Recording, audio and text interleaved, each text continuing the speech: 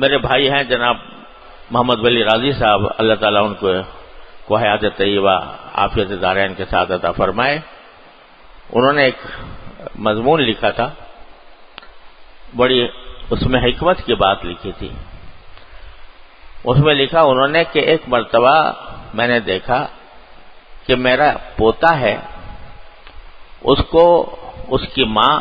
کسی بات پر مار رہی ہے، تو مارتے مارتے اب بجائے اس کے کہ وہ مار رہی ہے تو اس سے بھاگنے کے بجائے اسی سے لپٹ رہا ہے، ماں ہی سے لپٹ رہا ہے۔ دیکھا کہ بھئی اگر کوئی کسی کو پٹائی کرے تو وہاں سے بھاگے گا نہیں، لیکن وہ بھاگ نہیں رہا ماں سے، بلکہ پھر ماں ہی سے لپٹ رہا ہے کہیں اور جانے کے بجائے۔ تو فرماتے ہیں میرے ذہن میں یہ بات آئی کہ یہ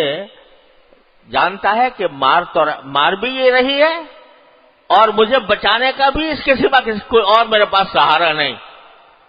اگر میں کوئی اور اگر مارتا تو میں اسی کے پاس آتا، یہ مار رہی ہے تو پھر اس سے بچنے کا سہارا بھی کہیں اور نہیں ہے سوائے اس کی آغوش کے، سوائے اس کی گود میں بچانے کے، سوائے اس سے لپٹنے کے۔ تو بھائی صاحب اللہ تعالیٰ ان کو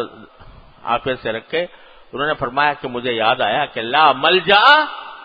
ولا منجا منک الا الیک، کہ بندے کو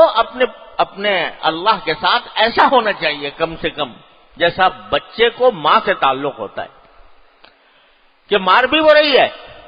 اور لپٹ بھی اسی سے رہا ہے۔ تو اگر کوئی صدمہ آ رہا ہے، کوئی تکلیف ہو رہی ہے، تو بندے کا کام یہ ہے کہ وہ پھر جا کر اسی سے لپٹے جس نے وہ تکلیف دی ہے۔ اس لیے کہ بندے کو اس بات کا اعتقاد ہونا چاہیے کہ اگر یہ مار رہا ہے، جیسے بچے کو ہوتا ہے کہ مار رہی ہے تو میرے ہی اور کوئی راستہ نہیں ہے میرے پاس، اسی طریقے سے بندے کو اپنے اللہ کے ساتھ یہی تعلق ہونا چاہیے کہ میرے پاس جو تکلیف آئی ہے اس کو دور کرنے والا بھی وہی ہے جس نے وہ تکلیف مجھے بھیجی ہے۔ لا ملجا ولا منجا الا الیہ۔